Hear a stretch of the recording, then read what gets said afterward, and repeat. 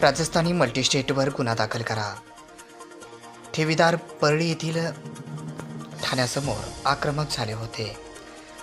सदर आक्रमक आज शनिवार दिनांक 18 मे रोजी दुपारी 4 वाजता आक्रमक झाले.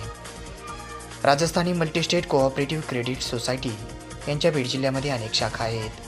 ही बँक गेली अनेक दिवसापासून बंद पडली आहे.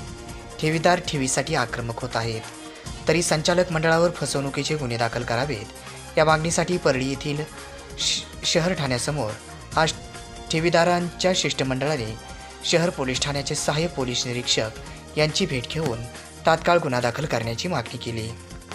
फसवणूक प्रकरणी 25 एप्रिल रोजी दाखल केलेल्या तक्रारी अर्जावरून संचालक मंडळावर कारवाई करावी असा आग्रह ठेवीदारांनी धरला होता.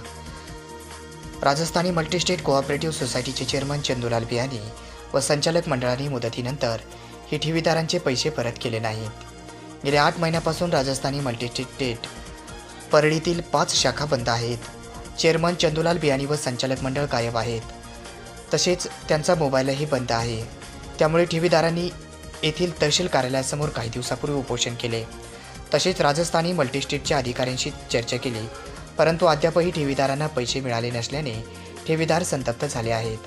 आज शनिवारी राजस्थानी मल्टीस्टेटच्या संचालकाविरोधात गुन्हे दाखल करावेत अशी मागणी परळीचे पोलीस निरीक्षकांकडे त्यांनी मागणी केली आहे.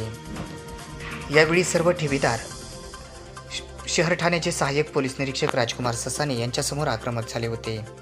तेव्हा या प्रकरणाचा तपास करून संचालकाविरोधामध्ये पुढील कारवाई करण्यात येईल अशी माहिती राजकुमार ससाने सहाय्यक पोलीस निरीक्षक यांनी ठेवीदारांना देऊन ठेवीदारांना धीर दिला.